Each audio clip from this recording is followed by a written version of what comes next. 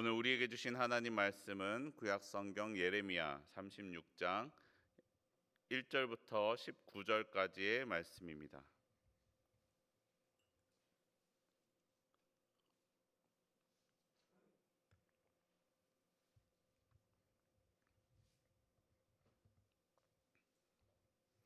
예레미야 36장 1절부터 19절까지의 말씀입니다. 저와 여러분이 한 절씩 교독하겠습니다. 유다의 요시야 왕의 아들 여호야김 제4년에 여호와께로부터 예레미야에게 말씀이 임하니라. 이르시되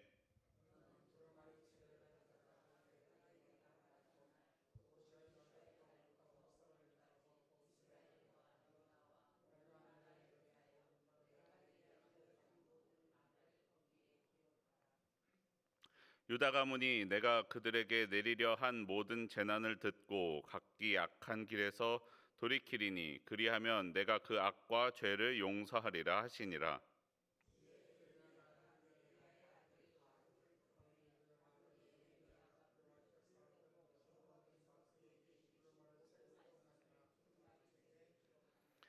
예레미야가 바룩에게 명령하여 이르되 나는 붙잡혔으므로 여호와의 집에 들어갈 수 없으니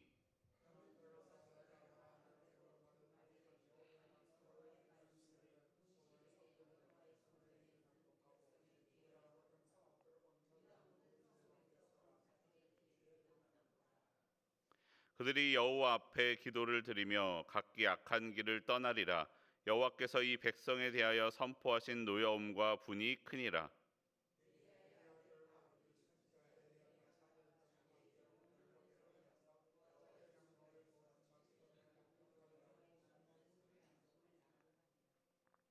유다의 요시야 왕의 아들 여호야김의 제5년 9월에 예루살렘 모든 백성과 유다 성읍들에서 예루살렘에 이른 모든 백성이 여호와 앞에서 금식을 선포한지라.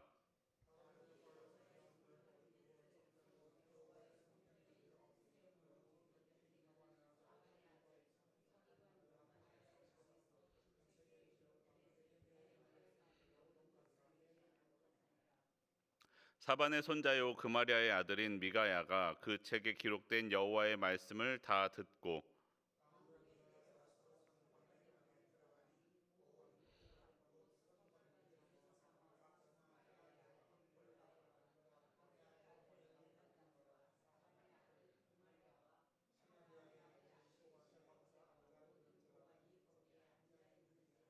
미가야가 바룩이 백성의 귀에 책을 낭독할 때에 들은 모든 말을 그들에게 전하매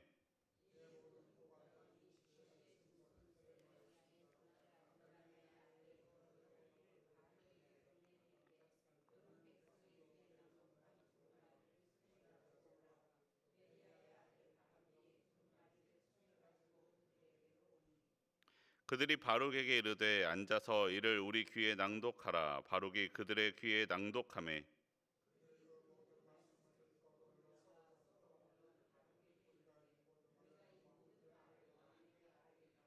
그들이 또 바룩에게 물어 이르되 너는 그가 불러주는 이 모든 말을 어떻게 기록하였느냐 청하노니 우리에게 알리라.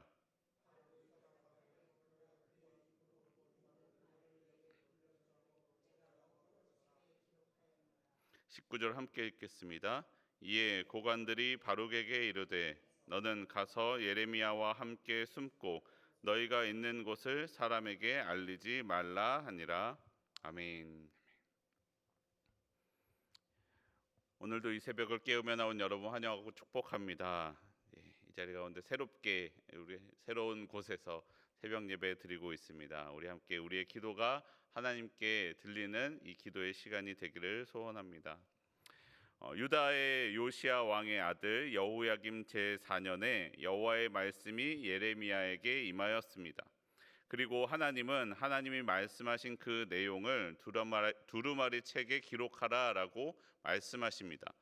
왜냐하면 유다 가문이 하나님께서 내리려던 재난을 듣고 악한 길에서 돌이킬 것이기 때문입니다. 그러면 하나님은 그 악과 죄를 용서하시겠다라고 말씀하십니다. 오늘 본문을 통하여 우리는 하나님의 징계의 목적을 알 수 있습니다. 하나님은 사람을 괴롭게 하는 것을 즐거워하며 징계하시는 분이 아니십니다. 그리고 사람을 징계하는 아무런 이유가 없는 것도 아니십니다. 사람이 죄를 지어 징계를 받아야 하기에 하나님은 징계하십니다. 그러나 하나님에게는 징계보다 더 중요한 것은 죄로부터 떠나는 것입니다.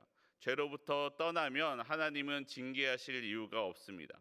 아무리 많은 징계와 크고 강한 징계를 준비해 놓으셨다라고 할지라도 그 죄를 돌이키면 하나님은 용서해 주십니다.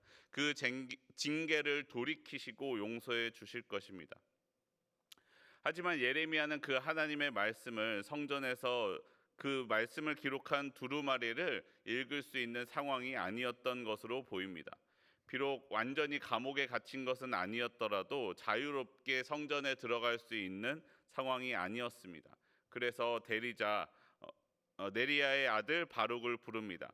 그리고 바룩은 예레미야를 대신하여 여호와의 성전에서 기록된 하나님의 말씀을 금식일에 낭독하였습니다.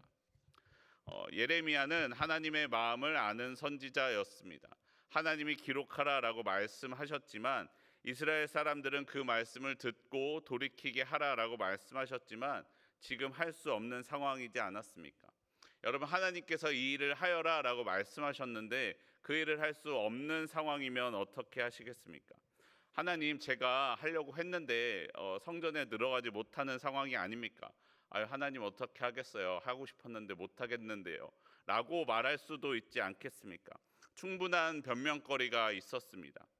하지만 하나님께서 우리를 구원하시려고 독생자까지 보내시는 하나님의 지혜를 사용하셨던 것처럼 예레미야도 자신의 지혜를 사용합니다. 어떻게 해서든지 하나님의 말씀을 이스라엘 사람들에게 전해주기 위하여 바룩에게 부탁하고 있습니다. 사랑하는 성도 여러분, 우리를 향하신 이 하나님의 열심과 그 하나님의 열심을 닮은 예레미야를 기억하시기를 바랍니다. 나에게 하나님의 말씀을 듣게 하시려는 하나님의 열심이 있으십니다. 그리고 그 열심을 닮은 예레미야의 열심이 있습니다. 나로 하여금 죄에서 돌이켜 회개하고 하나님의 뜻대로 살아가도록 돌이키기를 힘쓰시는 하나님의 열심이 우리의 삶에 있습니다.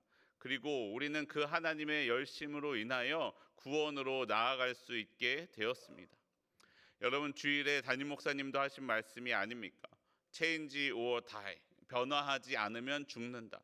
변화하면 반드시 살아날 수 있다라고 말씀합니다. 하나님은 우리에게 변화할 길을 주셨습니다. 주 예수 그리스도를 믿으면 예수님이 내 마음에 거하시며 예수님께서 중심으로 내 삶을 살아가시면 나는 살 수 있습니다. 하나님이 온 성경을 통하여 우리에게 말씀해 주고 계신 것입니다. 그리고 우리에게도 그 말씀이 함께 열심으로 나타나도록 다른 사람에게 전해야 할 예레미야와 같은 열심이 우리에게도 필요합니다. 여러분, 하나님의 말씀을 듣고 계십니까? 그리고 그 말씀으로 내 삶이 변화하고 있습니까? 하나님이 전하시는 그 말씀을 듣고 변하면 삽니다. 그리고 그 말씀을 듣지 않고 변화하지 않으면 내게 기다리고 있는 것은 징계뿐입니다. 우리를 구원하시려고 말씀하시는 그 하나님의 말씀을 듣는 저와 여러분의 삶이 되기를 바랍니다. 말씀을 듣고 말씀으로 내 삶이 변화하는, 말씀이 내 삶에 살아 역사하는 저와 여러분의 삶이 되기를 소원합니다. 당시는 매우 암울한 상황이었습니다. 바벨론의 세력은 점점 더 강력해지고 있었습니다. 바벨론의 힘이 얼마나 강력한지 애굽조차도 그 상대가 되지 않았습니다. 게다가 유다는 1차 침공으로 많은 사람들이 죽고 살아남은 사람들 중에 많은 사람들이 포로로 잡혀갔습니다. 그때의 하나님은 예레미야를 통하여 이스라엘에게 회개를 촉구하고 계시는 것이 오늘 본문의 상황입니다. 그러나 그 암울해 보이는 상황 가운데에도 그때에도 하나님의 말씀을 듣는 사람들이 있었습니다. 하나님의 말씀에 귀 기울이며 회개하는 사람들이 있었습니다. 오늘 본문 예레미야 36장 9절 말씀 우리 함께 다시 한번 읽도록 하겠습니다. 함께 한 목소리로 읽습니다. 유다의 왕 요시야 왕의 아들 여호야김의 제5년 9월에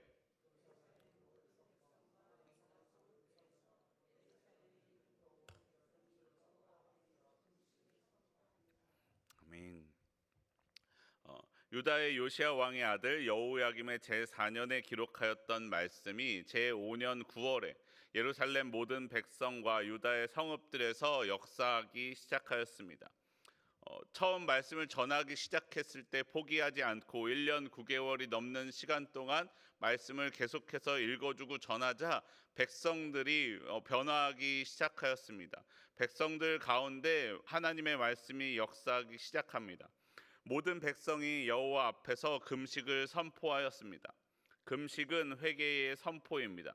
율법상으로는 7월 10일 대속죄일에 회개를 선포하며 행했던 금식입니다. 그것을 지금 9월에 행하고 있는 것입니다. 그리고 여호야김의 왕 곁에도 거룩한 하나님의 사람들이 있었습니다. 예레미야로부터 사명을 받은 바룩이 하나님의 말씀을 선포하였습니다. 그리고 바룩이 선포한 그 말씀을 미가야가 다 들었습니다. 그리고 미가야는 왕궁에 있는 서기관들의 방에서 많은 고관들 앞에 그 말씀을 전하였습니다. 그러자 고관들이 바룩을 불러와 두루마리의 내용을 낭독하게 하였습니다. 그 말씀을 여호야김에게 전하여야 하겠다라고 결단합니다. 그리고 고관들이 그때 함께 했던 일은 바룩과 예레미야를 숨기는 것입니다. 왜냐하면 그 말씀을 들은 여호야김이 혹시 바룩과 예레미야를 해칠까 염려하였기 때문입니다. 당시의 시대적인 상황만을 보면 무척이나 암울한 상황입니다. 강대국 아래에서 이스라엘은 할 수 있는 아무런 능력이 없어 보입니다. 하나님의 말씀을 전하였지만 아무런 반응이 없는 것 같아 보입니다. 1년 9개월 여러분 생각해 보십시오. 짧지 않은 기간입니다. 그 기간 동안 아직 사람들의 변화가 일어나지 않았을 때에도 바룩은 포기하지 아니하고 계속해서 말씀을 전하였습니다. 아무런 반응이 일어나지 않았지만 그는 포기하지 않았습니다. 여러분, 그 가운데 하나님의 말씀을 듣는 사람들이 있습니다. 그들은 앞장서서 회개하며 금식을 선포합니다. 그저 그 사람들은 특별한 직책이나 권위가 있는 사람들부터 변한 것이 아니었습니다. 그저 평범한 백성들, 모든 백성이 금식을 선포하고 있다라고 말씀합니다. 아합 왕의 때에 아무리 하나님의 역사하심을 보여주어도 사람들은 하나님을 따르지 않았습니다. 그때 바알과 아세라를 섬기는 사람들이 있었습니다. 아합과 이세벨은 엘리야마저도 죽이려고 찾고 있었습니다. 엘리야는 이에 절망하며 도망다니다가 하나님 앞에 자신의 생명을 거두어 주시기를 구합니다. 아무도 자신과 같이 하나님을 위해 싸울 사람들이 없는 것 같아 보였던 때입니다. 그러나 엘리야 때에 하나님께서는 엘리야에게 다시 아합을 무너뜨릴 비전을 주시고 그에게 다시 힘을 주시며 일으키십니다. 그리고 말씀하십니다. 열왕기상 19장 18절 말씀입니다. 그러나 내가 이스라엘 가운데 7,000명을 남기리니 다 바알에게 무릎을 꿇지 아니하고 다 바알에게 입맞추지 아니한 자니라. 우리는 이 세상을 살아갈 때에 하나님을 믿지 않고 세상 욕심을 따라 살아가는 사람들을 많이 만나게 됩니다. 실제로 우리의 주변에는 그런 사람들이 더 많고 더 힘이 강하며 더 잘 사는 것처럼 보입니다. 이런 시대 상황에서 내가 말씀을 지키며 거룩하게 사는 것이, 하나님의 선을 행하며 살아가는 것이 어리석은 것은 아닌가, 왜 하나님의 말씀을 사람들은 듣지 않을까 의문스러운 때도 있습니다. 왜 나만 이렇게 살아야 하는가 하며 하나님이 원망스러울 때도 있습니다. 그러나 하나님은 우리에게 말씀하십니다. 그것이 비록 아무도 가지 않는 길 같아 보여도 그것이 사는 길이다라고 말씀하십니다.